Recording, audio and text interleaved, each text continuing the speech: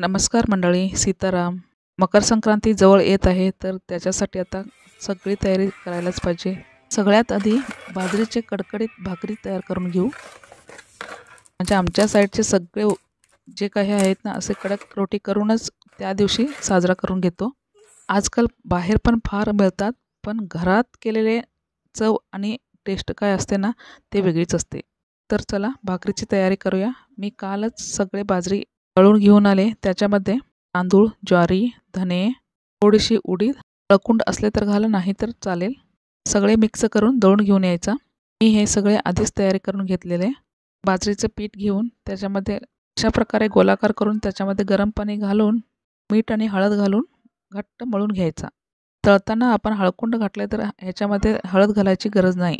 पीठ मळताना एकदम घट्ट आपण पीठ मळून घ्यायचं, म्हणजे भाकरी बडवताना पातळ बडवता येईल आणि लाटता पण येईल.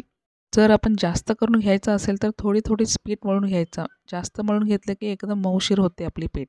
आपली पीठ मळून झाली, एकदम घट्टच मळून घेतले आणि छोटीशी गोळा घेऊन त्याच्यावरती थोडीशी तीळ लावून आपली भाकरी बडवून घेऊया. हाताने थोडीशी जरा मोठी करून मग आपली लाटून घेतले की मग पातळ होते. पीठ जास्त घट्ट असते ना, त्याच्यामुळे थोडीशी लाटण यूज केले तरी पण चालते. पीठ एकदम चिकट असते आणि एकदम घट्ट असल्यामुळे आपल्याला लाटायला चांगले बरं पडते. आणि आपल्याला जर जास्तच पातळ पाहिजे असेल तर पहिला आपण तीळ नाही लावायचा. तीळ लावले तर जास्त पातळ नाही होत. हा मी आपल्याला दाखवण्यासाठी तीळ लावले आहे. आता गरम तव्यामध्ये आपली भाकरी भाजून घेऊया.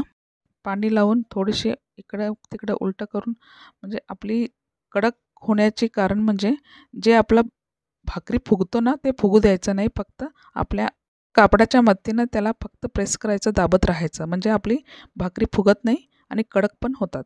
भाकरी फुगले की म्हणजे कडक नाही होत आणि खुसखुशीत पण ह्याच्यामध्ये नाही होत. बघा, दुसरी भाकरी आपल्यासाठी बडवून दाखवत आहे. म्हणजे ह्याला आता तीळ लावले नाही. पूर्ण बडवून झाले की थोडीशी तीळ लावून मग एक हलक्या हाताने लाटणीने लाटून घेतले की त्याच्यामध्ये तीळ जाऊन लाटून बसले की आपली आता पातळ भाकरी तयार होते. भाजायचा प्रोसिजर सेमच असतो. वरती पाणी लावून 2-3 वेळा असे पलटून घेतले की कपड्याच्या सहाय्याने आणि त्याला असं दाबत राहायचं, म्हणजे त्या फुगू द्यायचं नाही. फुगले की आपली कडक आणि खुसखुशीत नाही होणार. कडक पाहिजे असेल तर अशा पद्धतीने एकदा नक्की करून पहा. आता तुम्ही म्हणणार बाहेर मिळते आणि आता कशाला घरात करून एवढा त्रास करून घ्यायचा. बाहेरचे मिळतात पण एवढी टेस्टी पण नसतो आणि पातळच्या पातळ असतो.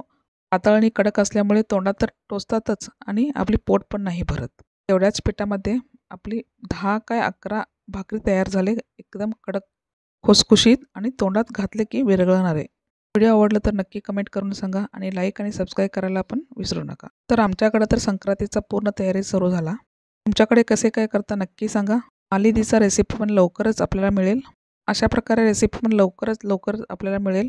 अशा प्रकारे संक्रांतीचा आपला तयारी असतो. पुढची रेसिपी बघण्यासाठी सबस्क्राईब करून बेल आयकॉनवर क्लिक करा.